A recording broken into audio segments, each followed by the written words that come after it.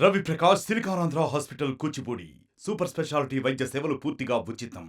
గత 5 సంవత్సరాల కాలంగా అవినీతికి కేర్ ఆఫ్ అడ్రస్గా వైసీపీ పార్టీ మారిపోయింది. అసలు పంచాయతీ నుంచి కార్పొరేషన్ నుంచి మున్సిపాలిటీ నుంచి సెక్రటేరియట్ వరకు మొత్తం అవినీతిమయంగా మారిపోయింది.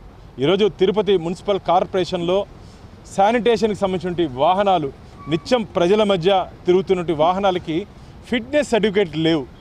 ఆటోలకు కానీ ట్రాక్టర్లకు కానీ లారీలకు కానీ ఫిట్నెస్ సర్టిఫికేట్ లేవు.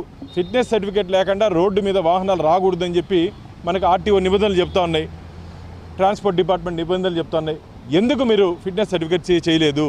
పూర్తిగా ఈ శానిటేషన్ వెహికల్ రిపేర్స్లో కానీ మరమ్మతుల్లో కానీ డీజిల్లో కానీ రీప్లేస్మెంట్ ఆఫ్ టైర్స్లో కానీ పూర్తిగా అవినీతికి కేర్ ఆఫ్ అడ్రస్గా మారిపోయింది. లక్షల రూపాయలు దీంట్లో కొల్లగొట్టారని చెప్పి ఫిర్యాదు వచ్చిన కారణంగా ఈరోజు మేము కమిషనర్ గారిని కలవడం జరిగింది. మాకున్న ఇన్ఫర్మేషన్ ప్రకారం దాదాపు 80% వాహనాలకి ఫిట్నెస్ సర్టిఫికేట్ లేవంట. World class infrastructure, technical clubs, world class hostels. KL deemed to be university. అంటే ఫిట్నెస్ ప్రభుత్వ వాహనాలకే ఫిట్నెస్ సర్టిఫికేట్ లేకపోతే మీరు ప్రజలను ఏ విధంగా ప్రశ్నిస్తారు?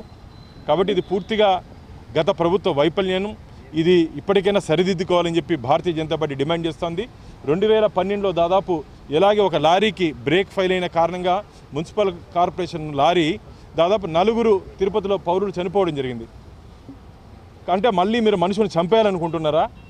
అంటే దేనికోసం పనిచేస్తున్నారు? ఇక్కడ అధికారులు మొత్తం వచ్చే కమిషన్లు తీసుకునేసి ప్రజల ప్రాణాలని పణంగా పెట్టి కమిషన్లు తీసుకునేదానికి ఉన్నారని చెప్పి మేము ప్రశ్నిస్తున్నాం. అంటే ఇక్కడ వైసీపీ ప్రభుత్వంలో అధికారులు ఎవరు తమ డ్యూటీలు చేయలేదు.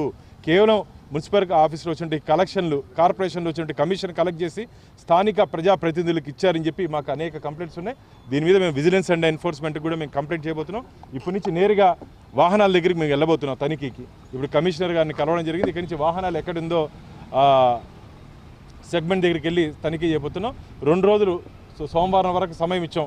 దీంట్లో సంబంధిత అధికారులపై శాఖాపరమైన చర్యలు తీసుకోబోతే భారతీయ జనతా పార్టీ ఖచ్చితంగా మున్సిపల్ కార్యాలయాన్ని దిగ్బంధిస్తుందని చెప్పి కార్యాలయ సిబ్బందిని, కమిషనర్ గారిని తీవ్రంగా హెచ్చరిస్తున్నారు. మరిన్ని వీడియోస్ కోసం ఛానల్ ని సబ్స్క్రైబ్ చేయండి. లేటెస్ట్ అప్డేట్స్ కోసం వాట్సాప్ ఛానల్ ని ఫాలో చేయండి. అండ్ లింక్ డిస్క్రిప్షన్ లో ఉంది.